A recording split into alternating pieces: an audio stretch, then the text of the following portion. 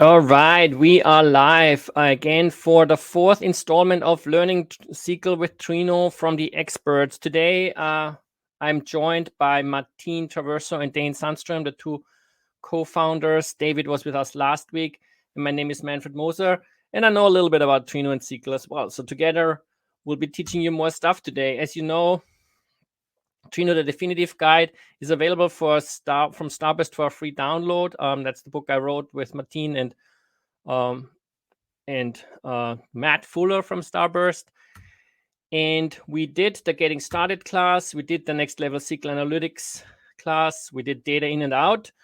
And today we're talking about functions, and more functions in various aspects. And you know, we talked about functions already in the past, and we'll go deeper into more of them today. So we'll learn SQL today. We'll do this introduction, and then we'll also have open session for questions.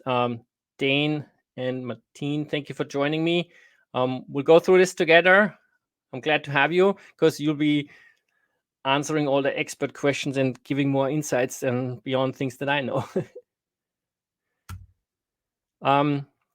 Again, advice for you all, don't worry about following along. This is going to be fast-paced overview. All the material is available. There will be a video, slide deck. Everything is live already, in fact. So you will be able to learn at your own pace afterwards with all the resources we provide. But do ask questions on the chat. We will try to go through those as well. The demos I will be running on Starburst Galaxy today mostly. Starburst Galaxy is a managed Trino platform from Starburst, obviously, as you can think of from the name. And it's basically a very easy way to run Trino and get access to much more features. So you don't have to worry about the infrastructure and get the comfort of a query editor and data products and all sorts of other things as well. And so now we're ready to learn some SQL. So let me jump over to our Trino presentations repository. As you see here, there's these other training classes we already did. And today we're doing functions with SQL and Trino. So we're harnessing the power of Trino even more than we did in the past. Functions and operators, in fact, are everywhere. And you already saw a lot of those in the classes, like the first class I did with Martin, right? We talked about all these conversion functions and JSON parsing and all of those. There's a lot of functions already there. And then when we did the class with David, we talked about functions like table procedures and all sorts of other functions as well in some aspects. But most of the things we saw were what's called a scalar function or an operator as well. They're scalar. That means the output is a single value. Today, and also often the input is a single value. Today, we're going to talk about something else, and that is we talk about aggregate functions, which are functions that combine multiple values from multiple rows and do something with them, some calculation or whatever. We won't be talking about window functions and pattern matching because Martin and myself talked about this. There is too much content to talk about, and we'll do another class sometime. But we will talk about table functions, which is a newer functionality that's really, really cool. Martin has worked a lot on that, in fact. And then Dain has worked a lot on the routines, the SQL routines, which allows you to define your own functions. Anything particularly exciting about these topics, Martin and Dain? What's your favorite in these? Well, I mean, table functions is a pretty transformative feature for Trino. So, I mean, we're going to give some examples of that, but this is just the tip of the iceberg of what you can do with table functions. And of course, they can be added to Trino via the internal developer API. So there's a lot more power there. Yeah, I have to say, I'm also very excited about table functions because the potential is just so huge. But in the immediate time, actually, I was even more excited about routines because it's just a lot of fun to think in the procedural way in SQL suddenly. And like, you know, like it feels a bit like you're writing good old BASIC again, but it's kind of fun. Yeah, I mean, they're brand new. And so I'm really excited to see where it goes for the next couple of years as like more features are added or they're applied in more places and what people build in the community. It's a very powerful feature. Yeah, no, should be great. So we'll learn about all these things a little bit today. So But before we begin, just to warm up, I want to talk about something that's nothing. So null, that's important because null has a lot of side effects, and null is kind of different and special in SQL, right? Like in Java, when you write code, you get the dreaded null pointer exception. In scripting language, you get all sorts of weird behavior. And you also have to keep null in mind, especially also for functions. So some of the things I could think of is that null values in columns can affect when you do casts, when you do conditions and joins. Logical comparison is also different with nulls, right? Like if you do null and null, what does that even mean? Is that true or false or so? There is actually this table in the documentation that explains that. So it's very useful to understand that something like false and null, if you have that and you go false and null, that's actually false. But if you go false or null, then it's actually null as a result. So you have to keep those in mind, which is really weird. Can I give a little bit of intuition there? For logical comparisons, you can think of a null as an unknown value. It could be either true or false, you don't know. So if you have a false and anything, then it doesn't matter what that anything is, it will always be false, right? So that's the kind of intuition. If you have a false or something that is unknown, then, well, you don't know, because if that thing is true, then the result will be true. If it's false, it will be false. So therefore, the result is unknown, and that's why we represent that as null. So if you keep that detail in mind, like that intuition in mind, it's a lot easier to understand what all the combinations in this table are, and then you can reason about them more easily. Yeah, and it's definitely something you have to keep in mind because nulls are everywhere, right? Dain, like that same intuition also helps explain why if you call like length with a null value, it's going to say null because you passed it some sort of unknown value. It's like, I don't know how long it is. It's null, right? So that's why you get like nulls propagating through functions. Yeah, of course, it gets kind of difficult when you like have functions that have multiple input parameters and stuff like that. So you always have to keep that in mind. It's a general thing. Hopefully, a data set doesn't have too many nulls and is clean. But as we know now, with more and more modern data lakes, it's more common to have all sorts of mess in the database. So keep that in mind. Also, when you check for null, you have to use is null or is not null versus like then equals and then using a string or something like that. Those are the proper way to do a comparison in a where statement. Yeah, that's also where the idea that it's some unknown value helps. So you're like, is some unknown value equal to some other unknown value? Well, I have no idea. So it just returns null. Yeah. And then last but not least, also for functions, as we already mentioned, you have to deal with that. And when we write down routines later on, you'll also have to see that sometimes you have to keep in mind or test with what's happening when you pass a null into your functions, into your SQL routine. So keep null in mind. There's a lot of impact also for joins and that kind of stuff. And I think that's also important because for aggregation, null values also have an impact. And we'll see that later on as well. So what is aggregation? Aggregation is when you pull multiple rows together for analysis, right? So there's lots of ways to do some of those things in Trino. We'll talk about a little bit today is the distinct keyword, the group by clause. We'll have a look a little bit at having as a condition on aggregated values.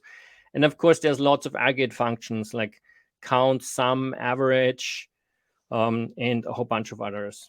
Any specific ones that come to mind that you also see used often, Dain or Martin?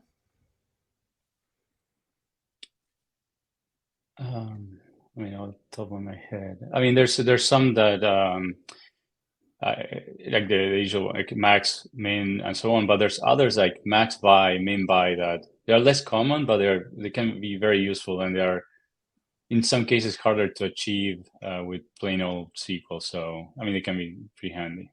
Yeah. So we'll have a lot of those examples shortly, but let's do a little bit of a sort of test of what we can do when we do aggregation. So a very simple aggregation here is I want to count how many customers have. I'm using the TPCH tiny data set. So if I run this query, it just goes count star as customers, like the number of customers, and it looks at the customers table. And I get 1,500. The first thing here that you notice I'm using star. That's a bad idea, right, Martin? No, that's the way you count all the rows in a table. So that's for rows. What you have down there where you say count customer key, and you're going to go into that example, but count counts the non-null values, basically. And the star is a way to say count all the rows, which the star is, you can think of it as a shorthand for row, and the row in a table is never null, so it effectively counts all the non-null rows, which is all the rows in the table. Yeah, like a row is either there or not, right? Right. Yeah, so in this case here, if I run count customer key, you see this keeps the sort of like null in place, but this data set is consistent enough, so it shows the same thing. But when you want to be sure, what you can do is you can use the distinct keyword, because what if that database has a system where customers have the same way and they get added as like, like deactivated or whatever else, and the same ID is used, then you can use count distinct. And so it aggregates. Another way of saying this is he's counting the customer key, which is effectively the primary key of the customers table. And there should only be one customer key for the primary key should only be used for each row once. So he's saying count the distinct customer keys in the customer table, which should, in a case where it's the primary key, should always be equal to the number of rows in the table. Yeah, where this is important is when you ask the question a bit more complex, because like how many customers are there is kind of potentially useless, right? So what you actually want to ask is how many customers are there that placed any orders, for example, right? So in this case, I'm going to go, well, actually, I'm going to look at the orders table, not the customer table, because I want to know that these customers placed orders. And then since cust key is in the table, I can use it. And you'll see if I run this query, I only get 1,000. So instead of 1,500 customers, actually now I found that there's like, basically 500 spam accounts that never placed an order. So that's kind of like pointless. And then if I go further on that, again with the distinct in place, but also add a condition where I'm saying, well, the order status is F. I think that stands for fulfilled in the TPCH data set. Is that correct? So what that means is now I only actually have 996 customers, right? So it makes a huge difference when you do aggregation to understand what's the context you're asking that question, right? Now, what you can also do, and that goes towards the like, the data set is very big and it takes a long time to run this query. Obviously, the TPCH data set, I'm using the tiny set. That's, well, obviously it's tiny and small, but in the real world, you sometimes can't afford to take the time to get the exact number. Then you can use a prox distinct. And you see this returns 990. Why is that, Martin? That's because so a prox distinct uses what's called a data sketch. It's a data structure that tries to through some statistics approximate the cardinality of a data set, but of course it's not going to be exact, and there's going to be an error introduced in the results. So the number should be 1,000 as we saw before. It was 1,000 as we saw before, and there's an error. And that difference of 10 is that error. So it will be approximately that. There's some like guaranteed, not bounds, but there's guarantee error that you can reason about if you want to look into the details, but we're not going into that. Just know that it will give you a ballpark number, so you can directionally get what you want, and it will be much faster than count distinct, or use less memory than count distinct if you have a big data set. Yeah, so that's very useful. The big difference here is that if you want to know if a value is distinct, you have to remember that you already saw the value. So to run count distinct and give perfect answers, you literally have to hold all the values in memory. So when a new row comes in, you're like, have I already seen it? that's extremely expensive. Prox distinct avoids that, which makes it really fast and really memory efficient. But you have a non-perfect answer, but it is statistically accurate. Yeah, and for many use cases, it's good enough, right? Like it's like in some cases, running the full query might be too large for your customer or too expensive in terms of the data transfer, whatever. This one gets you a pretty close answer. And that's another example for an aggregate function. Yeah. I mean, that's the function you use when you have like billions of rows or trillions or quadrillions of rows. Like you just can't hold them all in memory. And you have that many orders, then that's a pretty good thing.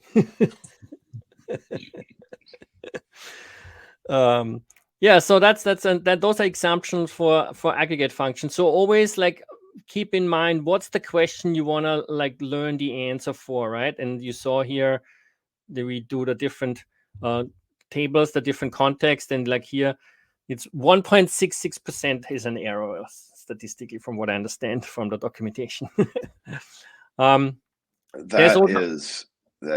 That statement on the previous slide is slightly misleading. That is statistically the standard deviation of error. It can be more, it can be less. It's not bounded by that, which is often which someone asks. And if you want to understand what standard error means, I don't know, get a statistics degree and then like read the Wikipedia pages. It's complicated. So.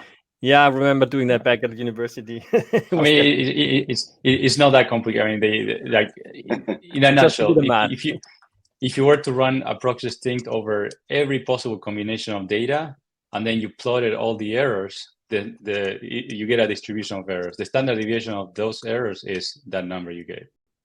Okay. Yeah. And you see that Martin has a bit of a mathish background. All right, so here is some other examples. So this is what is the order price at 50 percentile. So this uses the round, average, and then again approx percentile function. So if you run this, you'll get examples like that. It does an analysis of the average price for these orders. Now let's jump over here. Wait a second. Here's also a more powerful one where you can actually like look at the different percentiles for analysis. So you're looking at the 10, 20, 50, 90, and 99 percentiles. Again, for the order. So like you can literally do a bit of a distribution analysis, and you can see here the approx percentile function understands like an array of these percentiles to pass in. Now let me see where that is there. So that's pretty interesting to run as a result. You see, you're getting an array back of these different ones, and then that's based on another data sketch. It's actually called T-Digest. I mean, and there's a literature and implementation, different implementations of that out there. So for those that are interested, you can see the details. Yeah, in the Trino docs, we have these data sets, right? Like there's a bunch of those. So if you look at docs here, functions and operators, we have T-Digest here. We also have set-digest, and what's the other one? We have the hyperlog. There's a bunch of these data structure ones, quantile digest. Those all a bit nerdy, but very interesting in the application. Once you get into it, you can do a lot of things with them. Now, another thing I wanted to talk about is when you do analysis with groups. So here's a simple example. We're just going to run this query first without the grouping. So here is the query. I'm looking at basically the regions and nations in the TPCH dataset, right? Like every country or / nation is in a specific region. Now, when I group them, then I can count how many there are for each region, right? So I'm just doing a group by the name. And anything that I group by, I need to then have in the count function or in like the aggregate function. Otherwise, it wouldn't know how to like pull things together. Basically collapses these rows and groups it. And I get the counts. And I can do that also with conditions. So I can say, well, where the countries start with A or with U, and then I get like something like that, right? Like in Africa, we have Algeria. In America, we have Argentina. In America, we also have the United States. In Europe, we have EU. And then again, I can still do the group by again, and then I get the counts of like 1, 1, 2, right? So group by is very powerful.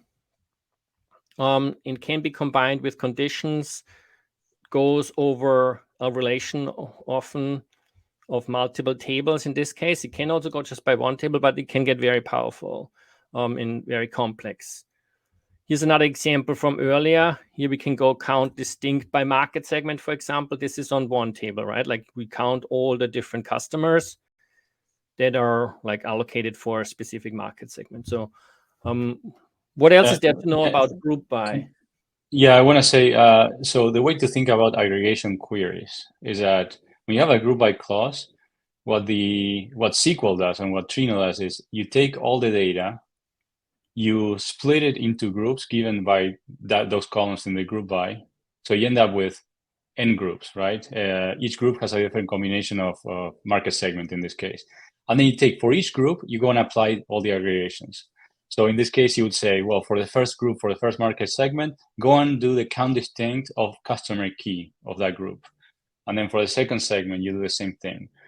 And that you can think of like a global aggregation when you don't have a group by key as having an implicit group that groups all the rows into one single group. So it's just an extension of it.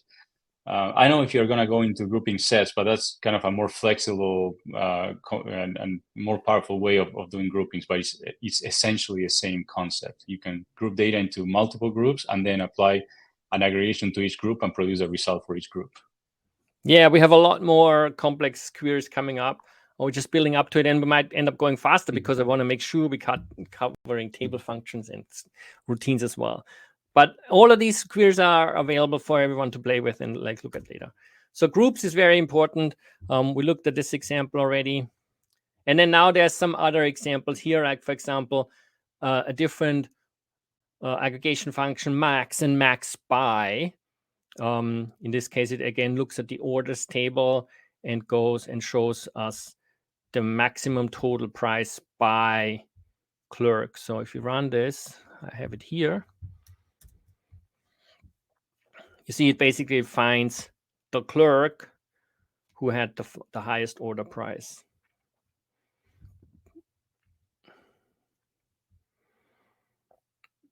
And then you can combine this with the row. What is that row, Martin, constructurally? Like that's not a, is that an aggregation function as well? Could you call that an aggregation function?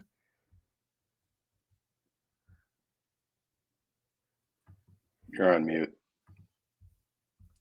Oh. Sorry, row is it's just what's called a row constructor. You're taking two individual values and building a row out of them. A row is a data type. You can think of it as a structure in other programming languages. It has a set of fields or a tuple. It has a set of fields in a given order. So it on the fly builds a row basically based on the inputs. Very cool. Yeah, and so in this case we'll be building that row here, and then we are declaring it here, and then we're doing a max of that, right? So I think this query is not correct. So this is, you go back. Here it is. Finding the max row. So it's I guess it sorts by total price, and then yeah, rows when they compare in order in the order of the first one. Yeah. David wrote that ages ago.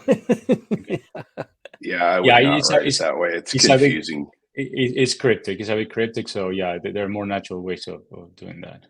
Okay, cool. Well, and here's an example where it just uses max by total price, and you see, like it's the max by. This gives you the top 3, I'm guessing, because that's the max by, right? So it's sort of like a order by limit, max, and everything in one quick function. So that's pretty succinct, cool syntax to do that aggregation. Here's another way of...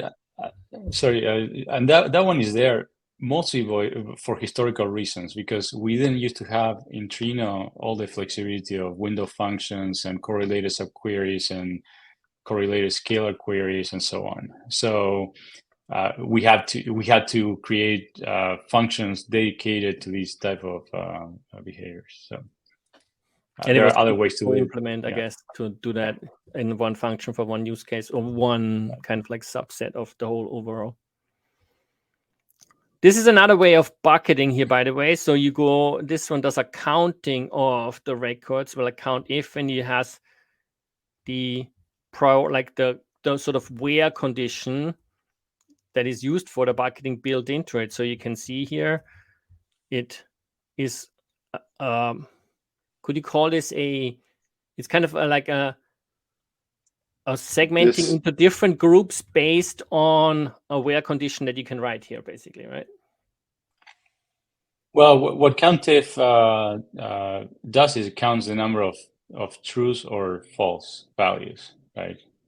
So in this case, we are saying order priority equals 1 urgent. It means if order priority is that value, it's going to be true, so it's going to count all the true. So you can take advantage of that to this kind of pivoting that you're doing. Yeah. Dain, you wanted to say? No, I was going to say the same thing. Okay, cool. Yeah, so here's another one that is similar. So this goes count star with the filter keyboard, and then it like explicitly builds the where condition. Yeah, this is another example of a function that was created before we didn't have the filter syntax, so we couldn't write COUNTIF this way before. This is much more powerful and more flexible. I don't know what your further examples are, but you can use this filter on average. You could say average where the priority is urgent, where you don't have an average if. So this can be applied to any function. It's extremely powerful. Right. It's more composable, yeah. Yeah, so this one has average total price here, for example. Is that what you meant? It's like I wrote it myself. You didn't. But yeah, so like, yeah, so that's then those sort of like more modern new syntax. And of course, you see it's kind of verbose, but very, very handy to do this kind of analysis. So let's see where we're at. So max by. So this is kind of a pivoting, which also leads me towards the thought that in the future, a lot of this more powerful pivoting will also be possible with the table functions that we'll talk about later. Is that correct? Yeah, there are some things you can do there. Yeah, it's a complicated topic, but yeah, there's more powerful things you can do with table functions. Yes. Yeah. Right, so we saw this with filtering with the new syntax, or like, well, it's not that new anyway. It's been around for quite a while in Trino. And then you can even combine this with the whole case statement kind of stuff, which leads me a bit towards what's coming in our SQL routine, where case statements and that kind of stuff are also possible. So you see here, this builds up an even more complex kind of question and analysis. And just to be clear, there's nothing special about this case statement here. This is just average of an expression. Whatever the expression produces, as long as it's a numeric value, then average will compute the average. Yeah, and you see here the case statement produces these values and defaults back. So yeah, but the point is that that argument can be any expression that produces a numeric value. So you can this exactly. Basically, right? That's the expression. There's nothing special about, you can only use case here or anything like that. It's just an arbitrary expression. Yeah. Yeah, it's just not very obvious that like you can just build up these case statements and stuff in the middle of like the argument for something. So like pulling it apart like that is very useful, I think. There's also more things like you can do group by with rollup or with multiple. So let's see what these do.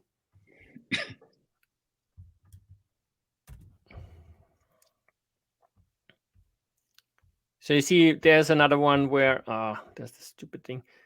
where the null values also came through, right? So we have urgent, high, medium, not specified, and low, but also a bunch of nulls. And what does that null show? That's actually not order priority of nothing. This is the rollup. So that is the sum of all these others, correct? Yeah, so let's get a bit into what rollup means here. So remember when I said when you group by, I think it might be more helpful if he runs the second example there. This Where's one? the second rollup? Yeah. Yeah. There you go. But let me describe a little bit what rollup, and there's others, like there's rollup, there's cube, and so on. Yeah. When you're doing a group by, as I said, you are grouping all the rows into a set of groups given the keys in the group by clause, right? Well, you can actually have different types of groupings in the same group by. For example, you can say, I want to group by order, by the customer key, also by line status, also by something else, and then do the computation for each of those schemes of groupings, right? That's what's called grouping sets. Okay. Yeah. So one thing that's a little different is that in a traditional group by, you may think to yourself, each input row goes into exactly one group, and then that group is applied. With grouping sets, which this rollup is a form of grouping sets, and cube is a form of grouping sets, a single row can appear in multiple groups. So in this case, you have line status F, return flag A. So when you have that combination, it goes into this group. But if you have an F at all, that F row also goes into this where it says null. That's basically all values that have an F. So basically, does that mean that this count includes all these, basically, right? It includes all those rows, the next 300 and the 1400. If you sum those, it'll come to 30,000. Yeah. So let me explain a bit more about the grouping set. Yeah. So as Dain was saying, like a row can go into many different groups. So you can enumerate those groups by hand. You can say, I want to group by line status and return flag. I want to group only by line status. I only want to group by return flag.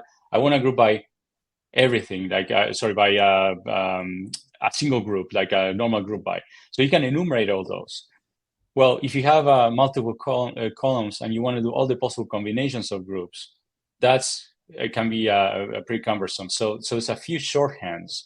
There's a thing called cube, which is all the combinations. So in this case, it's a shorthand for grouping either by line status, or grouping by return flag, or grouping by line status and return flag, or grouping by neither of those.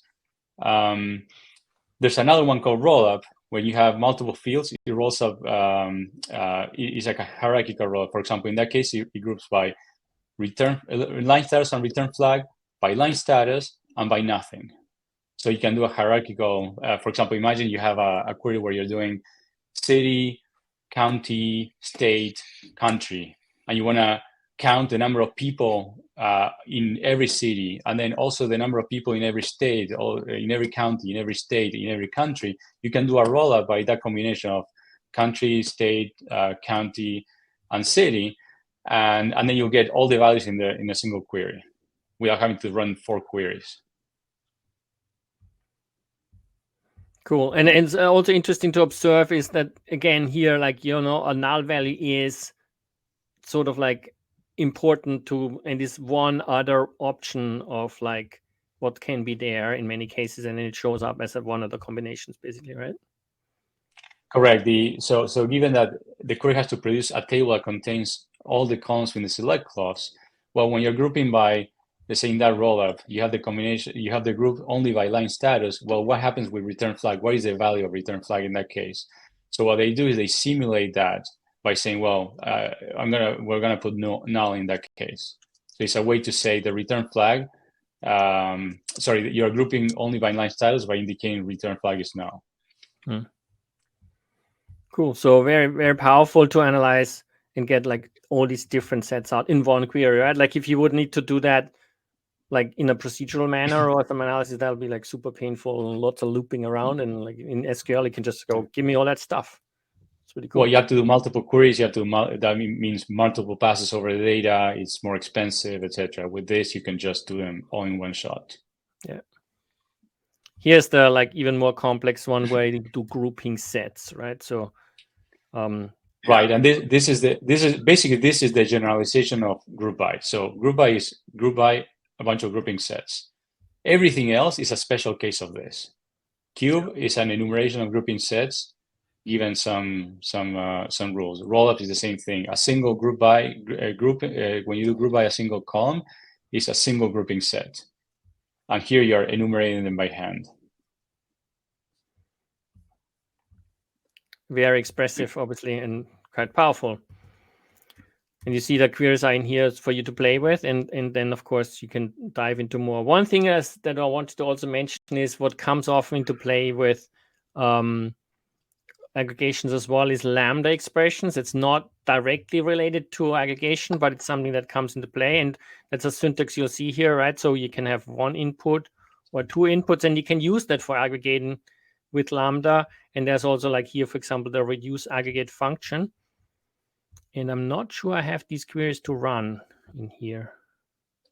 No, I don't, but I can just be doing this. So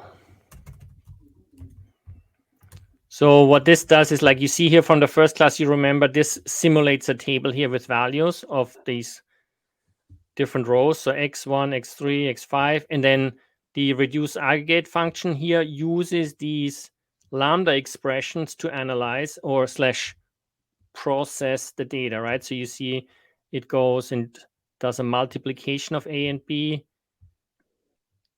And then again here, so you see the result here, X and Y, and then over here is the result. What it does, it goes and uses them based on those conditions here.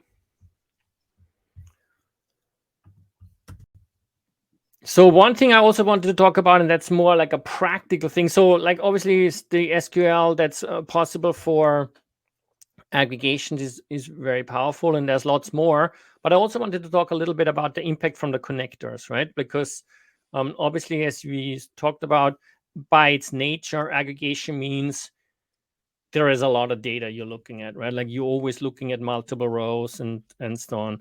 So some of those aggregate functions can be what's called pushed down.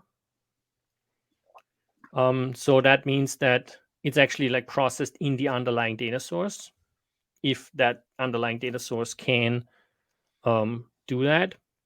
It's also important to understand that, especially with the object storage connectors, so the Hive, Iceberg, Delta Lake, and Hudi connectors, there's a lot of parallelism that can go in play, right? So rather than one worker in the Trino or Star Wars Galaxy cluster talking to the data source and doing aggregation, it gets broken up in all these different buckets, and all the workers go in parallel. And then that also affects predicate and join pushdown can also do. So there's basically a very significant impact from the connector on how this performs and what's possible in terms of data transfer and processing. Anything else we want to like talk about there in terms of the connectors impacting what's going on with aggregations? I think you covered it. Cool. So it's just something to keep in mind. You'll see that also then obviously in the explain plan when you run the query, but that's another large topic. So that was our first like excursion into the land of aggregation. As you can see, it's a big topic. We sort of like scratched the surface basically. There's many different approaches. Many more aggregation functions are available, and aggregation is often very important to understand your data, right? Like it reveals trends or like overall overview data on how your customers or whatever your data is segmented. So it's very important to learn about that. So just, practice, see what you find in the documentation, how this works on your data, and learn more.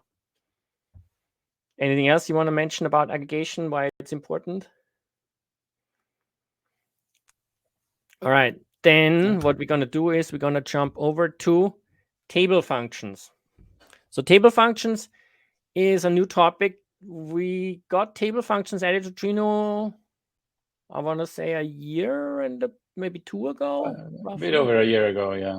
I mean, it came in phases, so yeah, it's a very big feature set. So this is very powerful already, but it's also kind of like, I don't know, considering the potential there is, I think it's in its infancy. Is that correct to say? Yeah. I mean, the feature is complete. The exploiting the feature is what still there's a lot of potential for. So anyone want to write some table functions? We have a greatly written documentation guide there from Kasia. Props for that, by the way. And so what is a table function? A table function is a function, like so far we always talked about functions that like return one row, one number, right? Like, like some math function or like even the max aggregate functions that return one number. Well, a table function doesn't do that. It returns a table. So there's one or more columns and one or more rows in that table. And you can, as I mentioned, write your own. And this links here to the documentation about how to write table functions. There's 2 categories of table functions, basically. So there's built-in global table functions, and then there's connector-specific table functions. And we have examples for both of them. So one that's very interesting is the exclude columns global table function. That is powerful because when I talk to customers or hear from customers, they sometimes have tables with like 1,000 or more columns. And when you want to write a query that returns most columns, but not some, like, I don't know, like some ones that shouldn't be returned because they contain data that shouldn't be exposed to in a specific report or so. With exclude columns, you can basically say, get me all the rows from a table, and here's the table keyword coming up.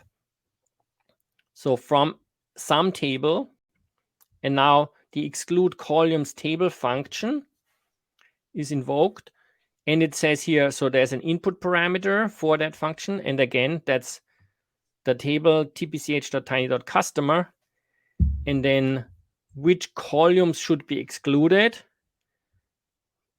Here, this is comment, account balance, and address. So if I run this query, it's basically here. You see I get customer key, name, nation key, phone, market segment. I get all those, but I don't get comment, account balance, and address. So if I wanted to flip that, I would have to write select that, and that, and that. Those 5 columns. So in this case, it's kind of like not that much of a big deal. But when a table is like 1,000 columns or so, then it gets much more painful. Yeah, so just to kind of generalize things like a little bit. So table functions, like as Manfred said, they are functions that produce a table as an output. So they when you use them in any place where you might use a table, like for example in the from clause, or if you're doing a join, you can join the results of executing one of those table functions and so on. So any place where a table reference would show up, you can use a table function. And then table functions can take as inputs other tables. So in this case, we are seeing that input arrow table. So the input to a table function can be a table or multiple tables. And then the table function can do arbitrary things with those tables. For example, you can join them in some way, you can filter them in some way, you can, I don't know, read all the data and summarize, etc. It's up to the implementation of the table function to decide what it needs to do. But it can take multiple tables as inputs, and then there's a few other type of arguments that give the function more power. Like for example, you can take these descriptors, which is just a syntactic way of referring to columns. So in this case, the function can use those columns to do something with the underlying tables that it's receiving as inputs. It can also receive other scalar values. And I don't know if you have an example. Oh, you have the sequence table layer, sequence table function layer. You'll see an example of that. Yeah. Martin, you can also for input, that can be a query, right? Correct. It basically anything that is table-like. It could be a query. It could be another table. It could be a values expression. Yeah. Yeah. Yes. Yeah. So this could also be something that loads data from somewhere or something even, right? Yeah. So this input argument here could be just select star from tcph.tiny.customer. Correct. So this table here, this syntax where you have table tcph tiny customer, that actually can be used where in place instead of select star from tcph tiny customer. It's a more succinct way of saying it in standard SQL. Yeah, that reminds me, I have to still document the table keyword. And then obviously this table function could include a table function that then like you could exclude multiple times by just wrapping if you wanted. Yeah. And as you can imagine, the potential for like these table functions, there's a lot of ones you could write. Unfortunately, nobody has like written too many yet, but there is one that I think is kind of cool, and that is available, and that's the sequence table function. It can generate a sequence of integers, so you can configure the start, stop, and step, and you can combine that with a ctest table statement, for example, to like dump a table. So, for example, here I could go like this, and I'm creating a table called step 10. And it would start from 0 and count to 10,000 and do 10 step values, right? So that's kind of handy. So let me see if I can, so basically it would insert into a table like this. You see 0, 10, 20, blah, blah, blah, blah, blah. In this case, it only goes to 100, but so that's kind of cool. What are some use cases for like running that? I was thinking you could basically pre-seed a table and then dump more into it from it or something like that. Do you have any like? Well, there are some cases where you have to synthesize sequences so you can fill gaps when you're joining against another table.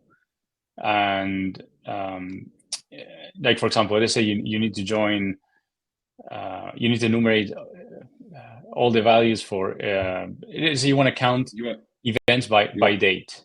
Right, by day of the year, and well, if the data is not there, an aggregation is not going to show a result. So, but you want to see a 0 for the data that don't exist. So how do you do that? Well, you can synthesize all the days of the year. You can either do it by hand, or you can use the sequence function to generate that.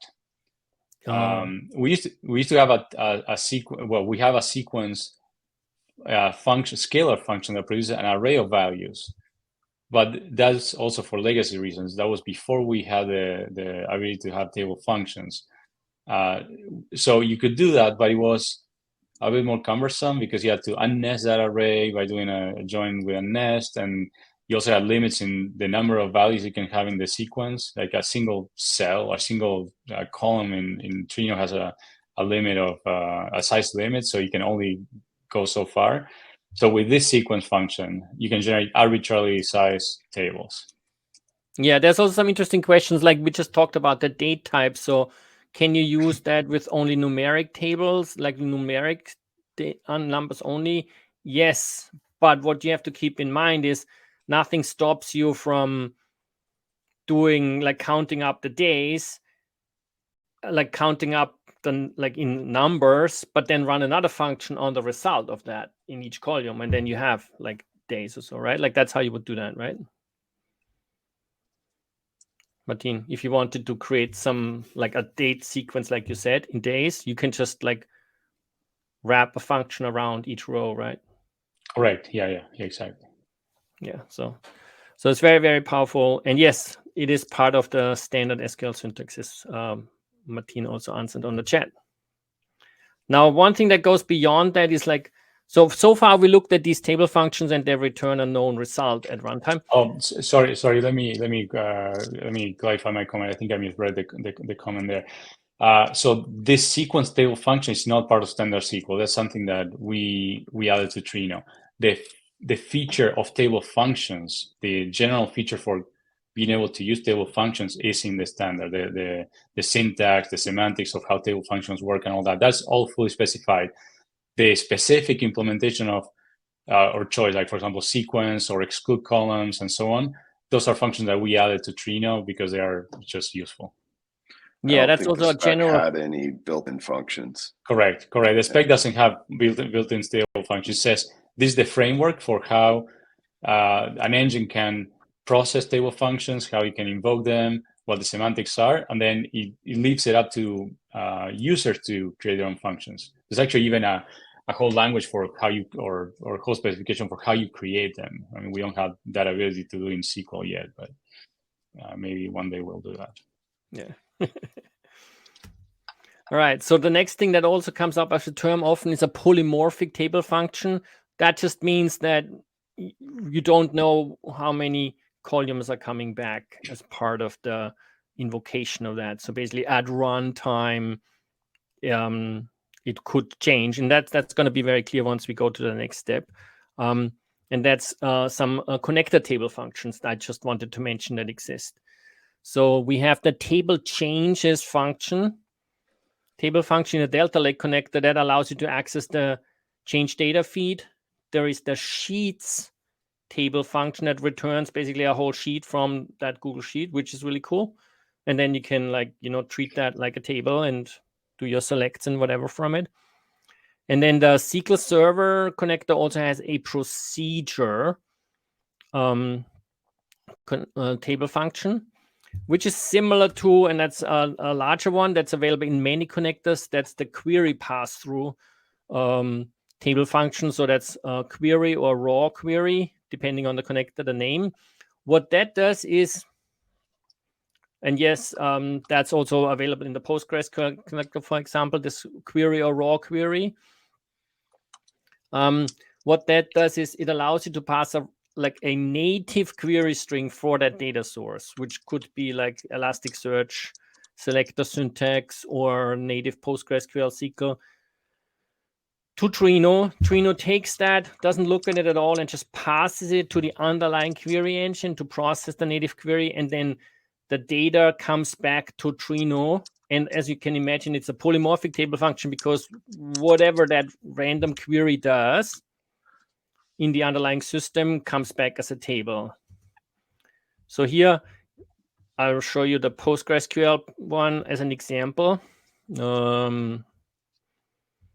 Again, you see there's the table function. This query is the query pass-through. The pass-through query table function in the Postgres connector is called query, and it is always automatically in the system schema, and like our catalog name is example. So you basically have to fully qualify the name of the table function to run, and then you just provide the native query string. And of course, this is like a silly example. Here's a more interesting one. This one uses actual PostgreSQL syntax with this order by rows, between and following, all that kind of stuff, which is not something that's available in this specific syntax in Postgres. And that's useful if you have if you have a large set of pre-written and tested queries that you know already from your business logic and like years of using Postgres directly.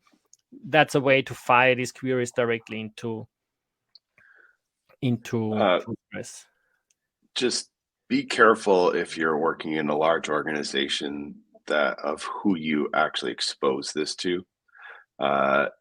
Be aware that Postgres, for example, has a SQL syntax called delete returning, where you can delete all the rows and return their values, and then you could put that in here and you would delete all your rows. So be very careful who you give permissions to run these to. Yeah, like as I also mentioned before, Trino doesn't really have any clue what this string does. Like there's no analysis, no nothing. It just says, oh, this is a string. I have to give it down to the database, and then I'll get something back. So it uses the same security credentials that are used in the catalog, but it allows you to potentially run these queries. Also, the result has to be a result set. So it can't be just like run and do nothing. It has to provide a result set back at a minimum 1 column with 0 row, like 0 rows, 1 column or something like that. Otherwise it won't work. But it's very powerful for that if you have these kind of pre-baked ones. It's a bit more interesting to see in Elasticsearch because, well, literally it's like that doesn't look like SQL at all, right? Like, and it isn't, right? Like it's the matching, like it's just the Elasticsearch matcher basically. And you see the Elasticsearch query language. That's what they use it as JSON-like structure. Yeah, it's basically a JSON filter sort of setup. Yeah. So that's table functions. And yeah, that's all I wanted to talk about table functions. There's lots more. Hopefully we get more contributions and more cool ones added, lots of potential. If you're so keen to do that, look at the developer guide and reach out to us. And we'll jump over to the... if anyone's interested, one function I think would be very useful is reservoir sampling that can be implemented as a table function. So if someone wants to implement that, reach out to me. We can talk. Yeah, Martin is our language lead for the Trino ecosystem, and he knows the functions and all that stuff internally very, very, very, very well. All right, cool. So the last one I want to talk to about, even though we don't have that much time, but we're just going to go over, as usual, we do this in our training class, that is SQL routines. SQL routines are a brand new feature. Up to Trino 431, you needed to, if you had, like you knew a function from some other system, what you needed to do is you needed to write a plugin in Java, bundle that up as a, like in a plugin directory, deployed to all the nodes, and then it would work. Very powerful, but obviously not everyone can just write functions in Java and build it and all that kind of stuff. Now with Trino 431 and onwards, custom functions can be written in SQL as part of a query. Then we call them inline routine, or so that they can be reused later. Then we call them a catalog routine. Very easy to use and very powerful. Some of the use cases for those are things like, you know, like you have some common expression of function usage in your organization. You can encapsulate that so that you don't have to write it again and again, and others can also reuse it. Specifically, also, you can standardize some business logic and validation of it a little bit, which ultimately means that the complexity of writing queries that use those functions will be much less because, well, the complexity is like sort of like, you know, shoved away in that other corner of the function. You don't have to worry about it, which also means that people that need to use those functions can reuse them, and the behavior will be consistent across them, and it will basically simplify the queries. So there's lots of use cases there. And as I mentioned, there's inline routines. They are declared as part of a select statement. So an inline routine is only valid in the scope of processing this query and is super handy for writing queries. Like if you want to author a query, like you're going to be troubleshooting it. If you use an inline query, you can just hack away, run it again, and iterate until it works. So like something like this is an inline function. So you see there's a normal select statement that just calls a function, but the function that to call is defined up here. And this one is like a trivial function that says this double up. It takes an integer as a value, like as an input parameter. It returns an integer. And what it does, it multiplies it by 2. It's ingenious function, obviously. And this works. Lovely syntax comes from the SQL spec. We did not design this, so apologies. It's not bad. I think it's actually kind of cool. So what like it basically says with this function, and then you can also like have a comma and then do not find another function. So it's not limited to only one. I'm just like keeping it simple here. And then if I want to run this here, Now I'm running this in my local Trino here. Oops, sorry.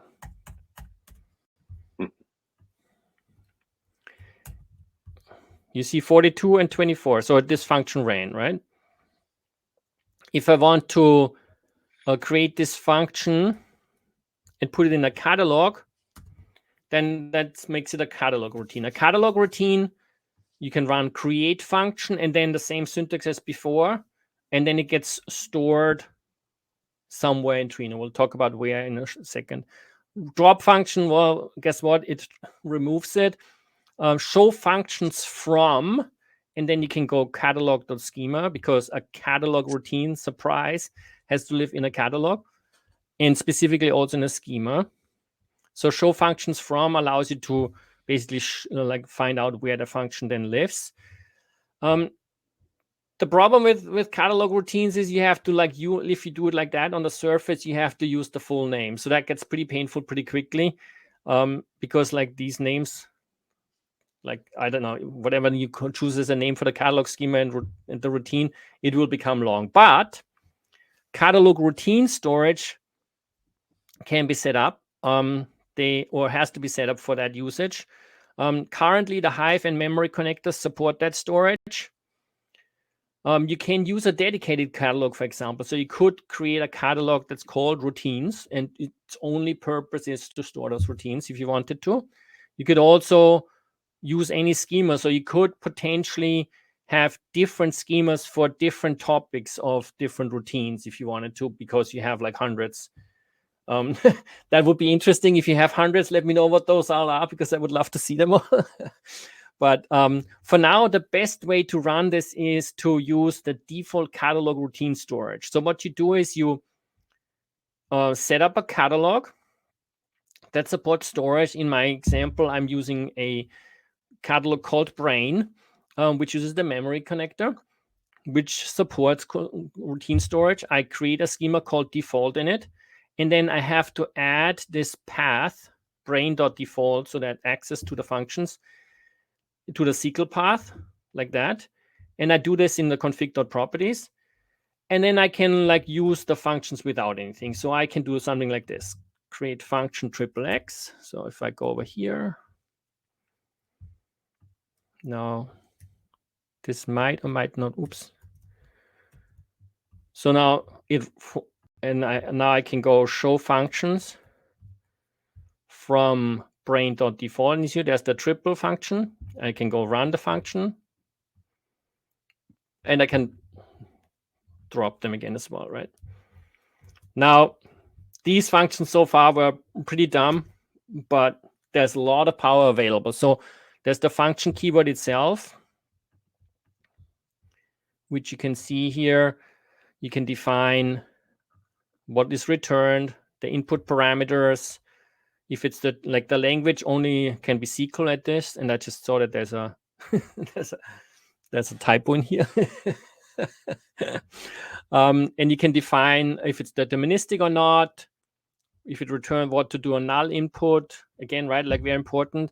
It also has this security context of definer and invoker, similar to how it is by views, right? And then you can have, and this is the important part, statements. And statements can do all sorts of things. Now, where did I lose? They can use sort of this basic syntax that uses keywords like begin, end, and then obviously case statements. You can declare variables with declare, if statements for conditional stuff, iterate and leave to jump in and out of contexts. Loop, repeat can be done, and while can be done for looping constructs, and then obviously you can return values and set variables. All sounds very abstract, but let's look at a real example. So a loop example here is the Fibonacci sequence, right? You know, it starts with 0, 1, and then it just adds the prior 2 up all the time. So you get this kind of sequence. Very important. Anyone that has done math or anything like that will know about that. And we can look at the implementation with while. Looks like that. So here, for example, you go create function fib. Now, this might or might not work. No, it does not work. Sorry for that. Because of these semicolons, not all Trino clients understand yet that this is completely valid, but the Trino CLI obviously does, so we can use the Trino CLI. And then I can do stuff like this.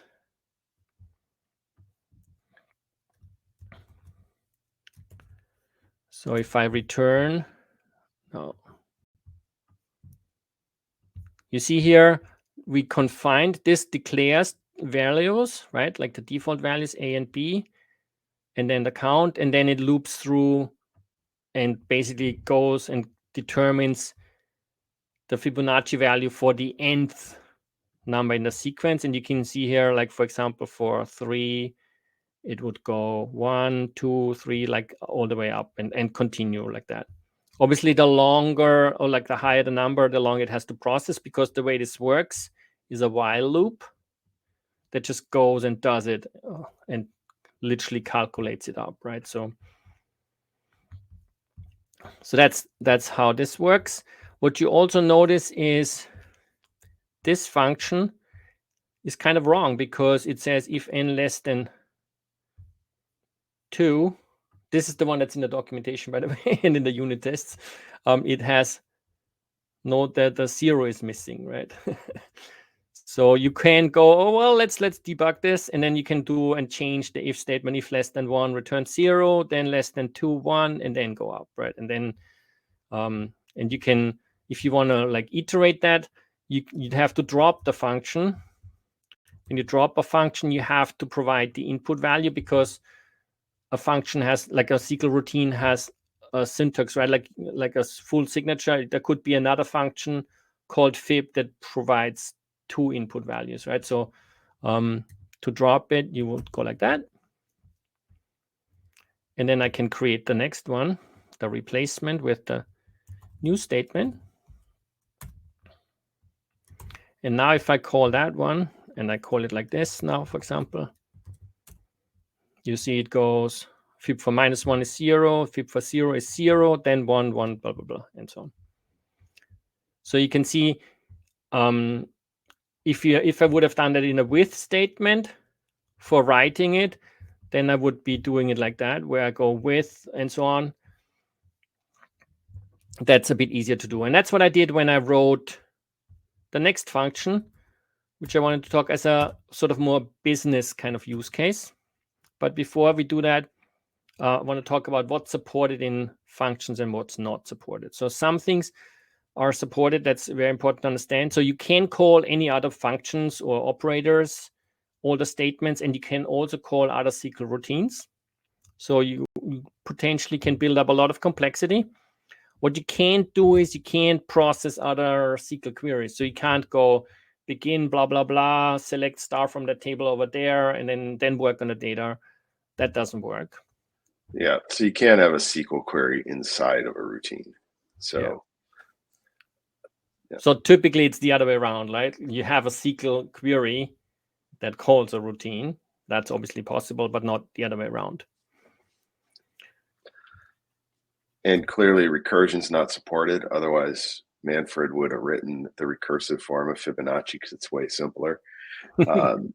This is, I don't know, I think it's a restriction of actually the spec, but it's certainly not supported, and no forms of recursion are supported. So like if you try to like manipulate the system so that you have like mutually recursive functions, you're going to get an error when you try and execute them. Yeah. And now I just want to quickly talk about an example use case. So, you know, in Trino, there is the function called human readable seconds. That's a built-in function. And it returns something like that. What if you wanted to have some business logic that also does that for days? So like a human readable days kind of thing. To keep it short, I have it here with HRD. Obviously, you could make it longer as a name. And it returns something like about 6 years and 4 months. This is how this could look like. So I wrote this here. So it takes an integer, returns a varchar, then it just declares an answer. It says about like it defaults to about. It then declares a variable years and months using real values. Then it sets the years by dividing this by 365. And you see there's certain assumptions. Those are business values, right? Like what's a year? How long is a year? Is it 365 days or is it 365 and a quarter days, right? Like that's kind of where it gets tricky, where you can like, where it basically becomes a business kind of logic in a way, right? And then I'm just building up a string. I'm formatting here, like I'm setting the answer. I'm formatting it to the years. Then I'm adding S, like, so it says years, because I'm adding year here for like 1 year. And then I'm adding an S if it's more than one. And then I do the same with the leftover with that, like I'm adding and if there is any values.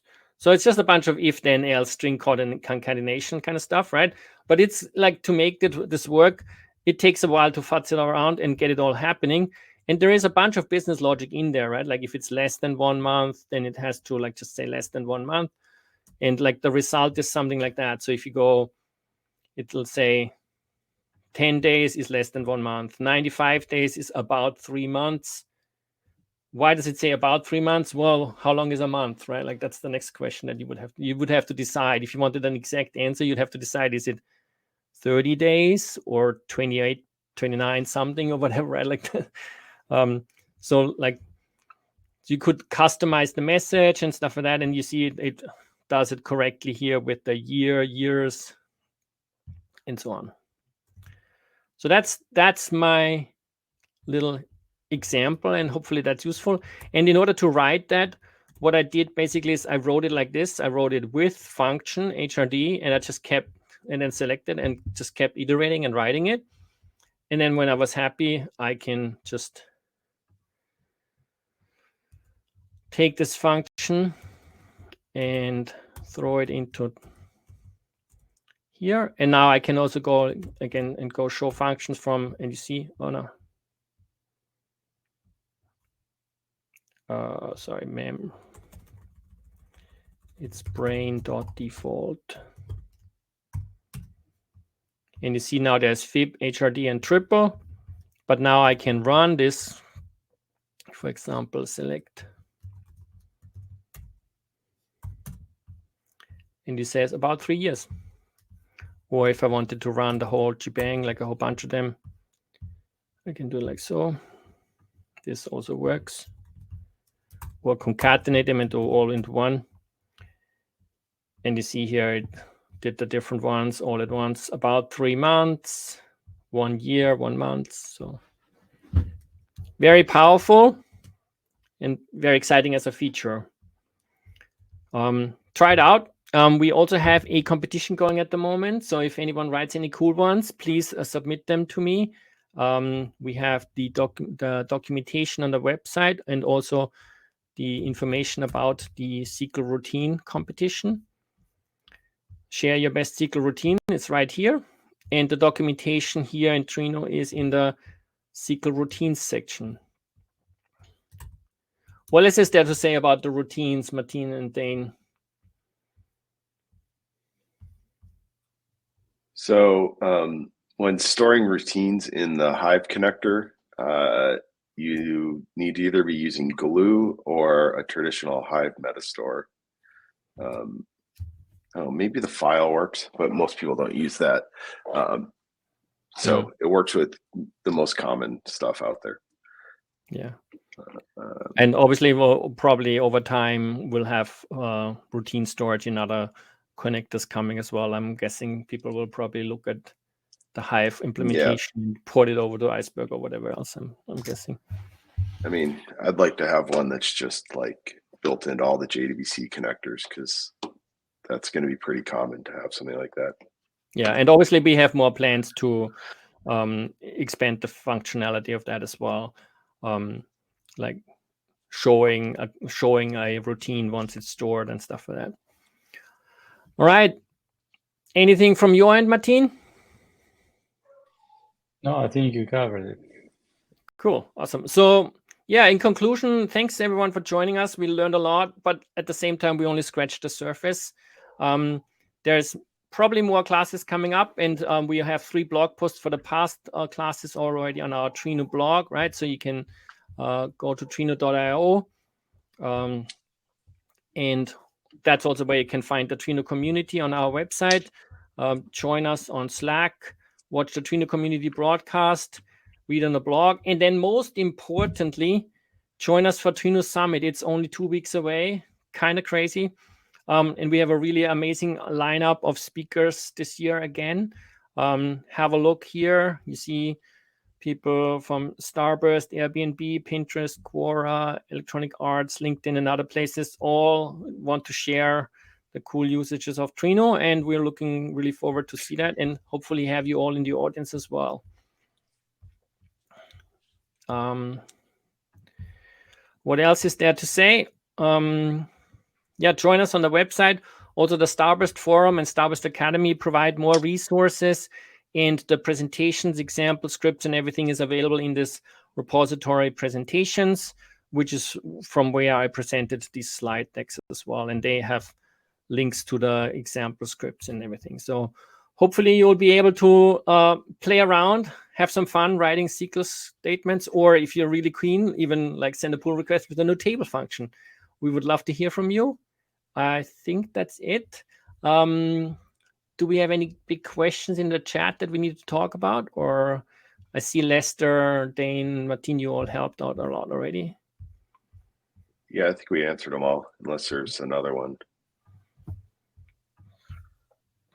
Yeah, I haven't seen any. So you can find us all in the community anyway. So we are not that hard to find.